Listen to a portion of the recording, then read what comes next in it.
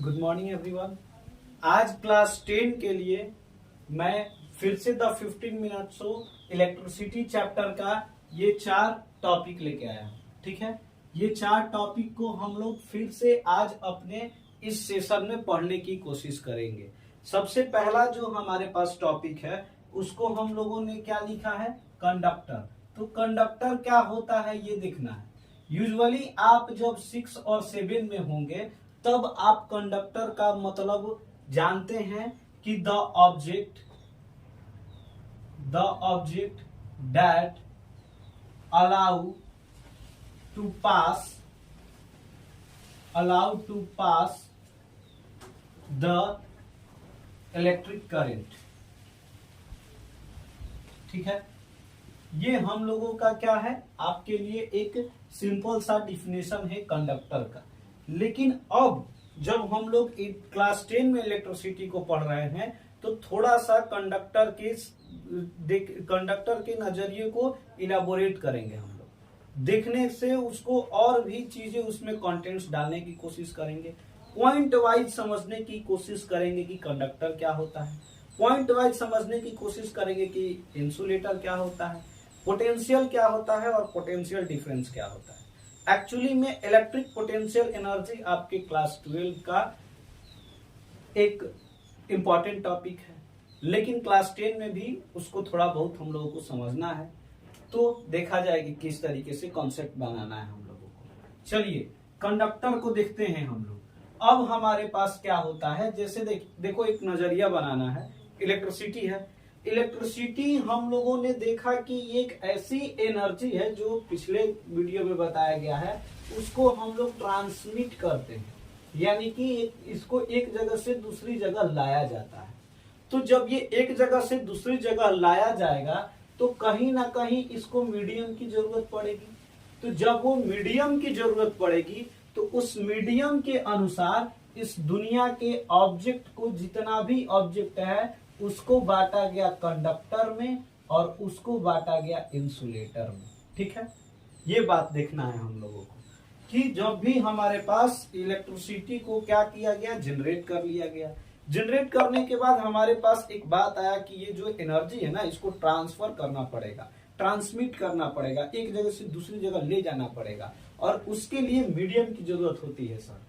तो जो मीडियम की जरूरत होती है तो उसमें एक जो ऑब्जेक्ट होते हैं, एक को कंडक्टर और दूसरे को इंसुलेटर बोला गया। यानी कि कहीं ना कहीं ये क्या है, एक प्रकार की मीडियम है टू ट्रांसफर द इलेक्ट्रिसिटी। और हम लोग ये भी कह सकते हैं कि ये एक ऑब्जेक्ट है। ठीक है, हमारे पास ऑब्जेक्ट है। सबसे पहला पॉइंट कंडक्टर का कि ये भी ऑब्जेक्ट है, और आपके लिए इंसुलेटर को भी थोड़ा सा लिख ही लो तुम लोग, साथी में लेके चलते हैं हम लोग। ये भी हमारे लिए ऑब्जेक्ट है। ठीक है, लेकिन ये जो ऑब्जेक्ट है वो क्या करता है, अलाउ करता है। किसको अलाउ करता है, आपके लिए करंट को अलाउ करता है। तो करंट को अलाउ करने के लिए क्या क्या चीजें को ये फॉलो करता है वो देखना है हम लोगों को। अगर ये करंट को अलाउ करता होगा, इसका मात्र एक मतलब है कि इसमें जो हमारे पास चार्ज होते हैं वो क्या करते हैं, फ्लो करते हैं। सेकेंड पॉइंट में इसको रखना है कि ये जो चार्ज होते हैं वो फ्लो करते हैं। तो ये कौन सा चार्ज होते हैं, आपके लिए निगेटिव चार्ज होते हैं। और निगेटिव चार्ज को फ्लो कराने के लिए कौन जिम्मेदार होता है, तो हमारे लिए इलेक्ट्रॉन जिम्मेदार होता है। ठीक है, तो दूसरा पॉइंट हम लोग लिख सकते हैं कि इसके पास, ये जो ऑब्जेक्ट होगा उसके पास इलेक्ट्रॉन होगा, और वो इलेक्ट्रॉन क्या करेगा, आपके लिए आसानी से चार्ज को फ्लो कराएगा। और तो आपके पास ये जो भी हमारे लिए क्या हो जाएगा, इंसुलेटर हो जाएगा। ये भी ऑब्जेक्ट है और इसके पास भी क्या है, आपके लिए इलेक्ट्रॉन है। लेकिन इसका जो आपके पास निगेटिव चार्ज है, जो कि क्या करता है, करंट को डिफाइन करता है, उसको ये क्या करता है, फ्लो नहीं करा पाता है। ऐसा क्यों नहीं करा पाता है, तो सर जो इसका इलेक्ट्रॉन होता है ना, वो फ्री इलेक्ट्रॉन कहे जाते हैं, और जो इसके इलेक्ट्रॉन होते हैं वो हमारे लिए क्या होता है, कहीं ना कहीं आपके लिए स्टेबल इलेक्ट्रॉन होते हैं, यानी कि चलते नहीं है। ठीक है, तो ये फ्री इलेक्ट्रॉन होते हैं जो चार्ज को फ्लो कराने में मदद करते हैं, जो करंट को डिफाइन करते हैं। ये हमारे लिए स्टेबल इलेक्ट्रॉन होते हैं जो चार्ज को नहीं फ्लो करा पाते हैं, इसलिए इसमें करंट आपके लिए डिफाइन नहीं हो पाता है। ठीक है, अगला कॉन्सेप्ट देखते हैं। एक तो हमारे पास आ गया कि फ्री इलेक्ट्रॉन है। दूसरी बात इसमें और भी एक हमारे पास क्या है, फैक्टर है जो क्या करता है, इलेक्ट्रॉन को नहीं चलने देता है, जो कि आपको उस समय हम बताए थे कि जब भी किसी इस दुनिया में कोई आगे बढ़ना चाहेगा तो उसको विरोध करने के लिए एक इंसान खड़े रहते हैं। तो जो इलेक्ट्रॉन को विरोधी क्षमता है यानी कि रेसिस्टेंस है जो हर एक ऑब्जेक्ट में होता है, यहाँ पर आपके लिए क्या हो जाता है, लो हो जाता है। इसको नहीं रोकता है, इसको वो क्या होता है, पूरी तरह से क्या, बहुत ही कम रोकता है, बहुत ही लो होता है, जिसकी वजह से ये आसानी से फ्लो करता है। ठीक है, और जब यहाँ पे आप इंसुलेटर में आ जाइएगा तो जो इसकी प्रतिरोधक क्षमता होती है यानी कि रेसिस्टेंट होता है, वो आपके लिए इतना हाई होता है बिकॉज ऑफ हमारा क्या हो जाएगा, इलेक्ट्रॉन स्टेबल हो जाता है। चौथा पॉइंट जो हम लोग देखेंगे वो हमारे पास होगा, ये यूजुअली आपके लिए क्या होते हैं, मेटल्स होते हैं, और ये यूजुअली आपके लिए क्या होते हैं, नॉन मेटल्स होते हैं। ठीक है, इस बात का भी ध्यान रखना है। अब एक्सेप्शन की बातों को हम लोग बाद में देखेंगे। और अमूमन हमारे लिए जो कंडक्टर होगा वो क्या होगा, हम लोग के लिए मेटल होगा, जो इंसुलेटर होगा वो क्या होगा, हम लोगों के लिए नॉन मेटल होगा। तो एक बात समझो कि सर इसके पास भी इलेक्ट्रॉन था, फ्री इलेक्ट्रॉन था, तो इसने करंट को डिफाइन किया। इसके पास भी इलेक्ट्रॉन है लेकिन स्टेबल इलेक्ट्रॉन है बिकॉज ऑफ इस रेसिस्टेंस हाई। तो सर क्या ये भी इलेक्ट्रिसिटी को डिफाइन करता होगा किसी मायने में या नहीं, क्योंकि इलेक्ट्रॉन तो है सर, नेगेटिव चार्ज तो है, तो उसके हिसाब से हमारे पास जो चार्जेस होते हैं इनके क्या हो जाने, फ्लो होने और स्टेबल होने पर इलेक्ट्रिसिटी को दो भागों में बांटा गया है। एक को हम लोग क्या बोले हैं, करंट बोले हैं, और एक करंट इलेक्ट्रिसिटी बोले हैं, और एक को हम लोग स्टैटिक इलेक्ट्रिसिटी बोला गया है। ठीक है, स्टैटिक इलेक्ट्रिसिटी उसको बोला जाता है जिसका चार्ज हमेशा रेस्ट में रहता है। तो इंसुलेटर जो हमारा होगा वो भी इलेक्ट्रिसिटी को डिफाइन करेगा, या लेकिन कौन सी इलेक्ट्रिसिटी, दूसरे इलेक्ट्रिसिटी को डिफाइन करेगा, जिसको हम लोग क्या बोलते हैं, स्टैटिक इलेक्ट्रिसिटी बोलते हैं। ठीक है, जो जिसका की एग्जाम्पल हमारे लिए क्या हो जाता है, लाइटनिंग होता है। और ये आपके पास क्या, हम लोगों ने केमिस्ट्री में हम लोग पढ़ेंगे कि जब आप किसी रॉड को रब करते हैं तो उस पर चार्जेस आ जाती हैं, तो वो सारी चीजें हमारे स्टैटिक इलेक्ट्रिसिटी में होता है, जो कि कहीं ना कहीं इंसुलेटर डिफाइन करता है बिकॉज ऑफ इट्स क्या, इलेक्ट्रॉन को रेस्ट में रहते हैं, क्योंकि इसके पास हाई क्या होता है, रेसिस्टेंस होता है। अब देखो फिर से लिख दिए, 1 मिनट में और तुम लोगों को धीरे धीरे इन सब चीजों को बारे में बता देते हैं। कंडक्टर और इंसुलेटर में कितना पॉइंट को ध्यान में रखना है। अगर आपके पास डिफरेंस करने के अगर 5 नंबर में भी इसका डिफरेंस आता है, वैसे तो आएगा नहीं लेकिन आता है, या फिर कोई पूछता है, तो इतना पॉइंट अगर आप लिख देंगे तो अब कंडक्टर और इंसुलेटर के लिए कुछ नहीं बच जाएगा, इसका गारंटी रखिए। सबसे पहला बात, ये हमारे लिए ऑब्जेक्ट है जो करंट को अलाउ करता है, ये हमारे लिए ऑब्जेक्ट है जो करंट को अलाउ नहीं करता है। ये ऑब्जेक्ट करंट को क्यों अलाउ करता है, क्योंकि इसके पास फ्री इलेक्ट्रॉन्स होते हैं, that is the carrier of negative charges which define the electric current. ये हमारे इलेक्ट्रिक करंट को क्यों नहीं, इंसुलेटर क्यों नहीं डिफाइन करता है, क्योंकि इसका इलेक्ट्रॉन हमेशा रेस्ट में रहता है, और रेस्ट में रहने पर कभी भी करंट नहीं होगा, क्योंकि करंट तभी होगा जब आपके पास क्या होंगे, नेगेटिव चार्जेस फ्लो करेंगे। दूसरा बात, इसका नेगेटिव चार्ज क्यों फ्लो करता है इलेक्ट्रॉन के साथ, क्योंकि इसमें रेसिस्टेंस लो होते हैं और इसमें रेसिस्टेंट हाई होते हैं। इसमें यूजुअली आपके लिए क्या हो जाता है, मेटल्स हो जाता है, और इसमें यूजुअली आपके लिए नॉन मेटल्स होते हैं। जो ये होता है वो करंट डिफाइन करता है, जो ये होता है वो स्टैटिक इलेक्ट्रिसिटी को डिफाइन करता है। ठीक है, थोड़ा इसको मिटा उटा के पोटेंशियल और पोटेंशियल डिफरेंस को हम लोग समझने की कोशिश करते हैं इसी वीडियो में। चलो इलेक्ट्रिक पोटेंशियल को समझने की कोशिश करते हैं हम लोग कि इलेक्ट्रिक पोटेंशियल क्या है। ठीक है, कंडक्टर इंसुलेटर हम लोग का हो गया, इलेक्ट्रिक पोटेंशियल को समझने की कोशिश करते हैं। शायद ये 15 मिनट्स हो ना रह पाए, क्योंकि सबको एक साथ समझना बहुत ही टाइम तो लगेगा ही।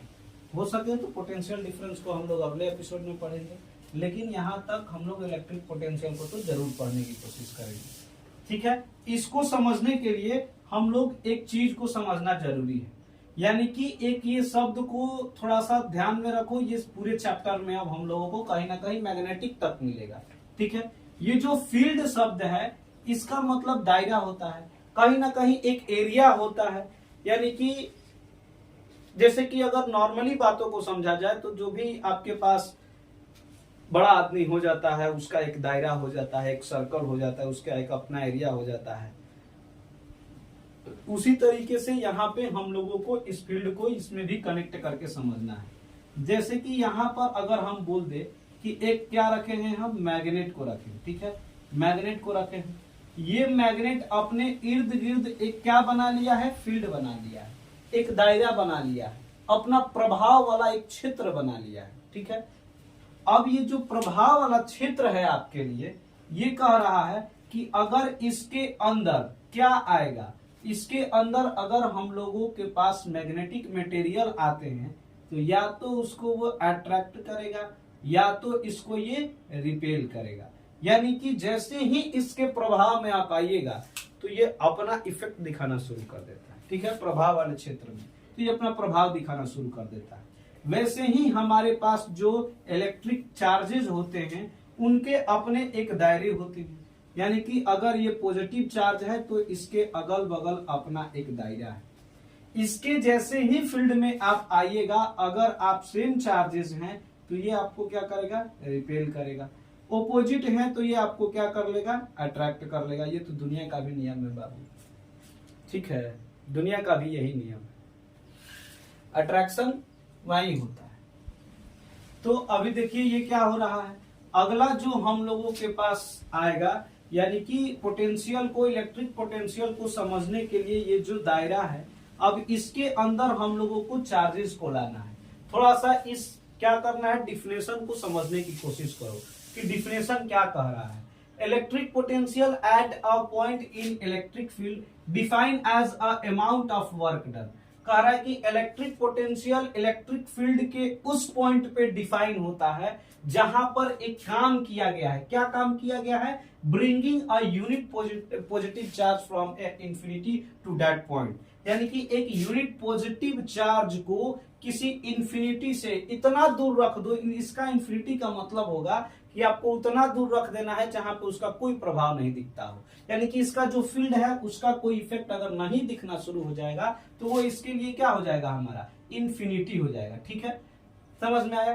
तो उस इंफिनिटी से हमको इस चार्जेस को क्या करना है, इस फील्ड में लेके आना है, इसके दायरे में लेके आना है। और जैसे दायरे में आप लेके आइएगा तो यहाँ पे आप देखिए क्या कर रहे हैं, फोर्स को अप्लाई कर रहे हैं। ये चार्ज आपके लिए डिस्प्लेस हो रहा है और जहां ये दोनों काम होते हैं वहीं पे हम लोग कह सकते हैं कि क्या हुआ है, वर्क डन हुआ है।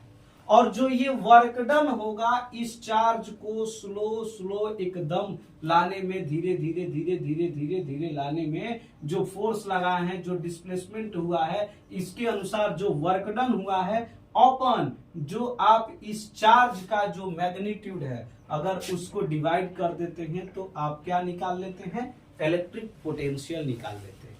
ठीक है, जिसको कि हम लोग किससे डिनोट करते हैं, V से डिनोट करते हैं।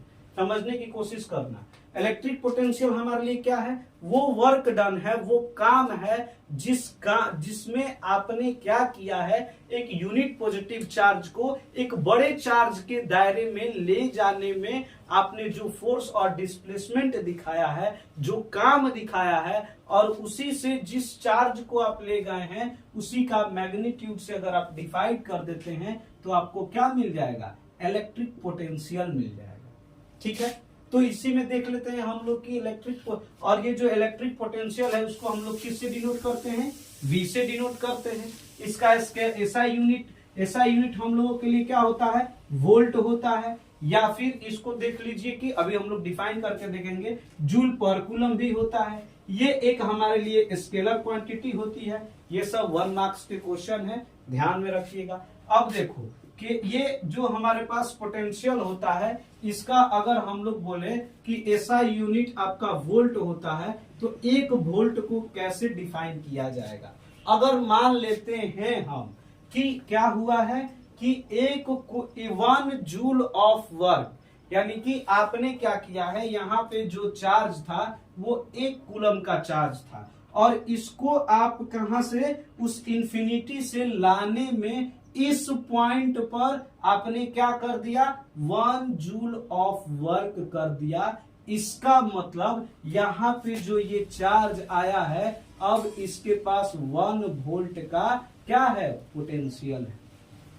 ठीक है, 1 वोल्ट का पोटेंशियल कब होगा, जब आप किसी चार्ज को नहीं, उसका भी क्वांटिटी डिफाइंड है, मैग्नीट्यूड डिफाइंड है 1 कूलम। अगर आप इसको लाने में इस पॉइंट पर, ठीक है, 1 कूलम ऑफ चार्ज को इलेक्ट्रिक फील्ड के एक पॉइंट पर लाने में अगर आपने 1 जूल का वर्क किया है, तो आप कह सकते हैं कि ये जो आपके पास ऑब्जेक्ट आ गया, अब इसके पास 1 वोल्ट की पोटेंशियल है। ठीक है, पोटेंशियल डिफरेंस को थोड़ा समझने का कोशिश करना, क्या होता है पोटेंशियल डिफरेंस।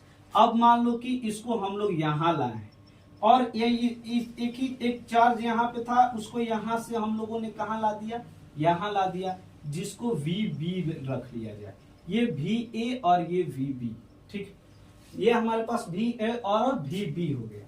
ठीक है, अब कह रहा है, अगर हम आपसे पूछे कि किसके पास पोटेंशियल ज्यादा होगा, VA के पास होगा या फिर VB के पास होगा, किसके पास पोटेंशियल ज्यादा होगा, तो आप कहेंगे कि सर VA के पास होगा, क्योंकि आपने इस पे डिस्प्लेस ज्यादा किया है, फोर्स ज्यादा लगाया है, तो वर्क डन आपके लिए क्या होगा, ज्यादा होगा, तो इसमें हमारे पास वोल्ट ज्यादा होगा।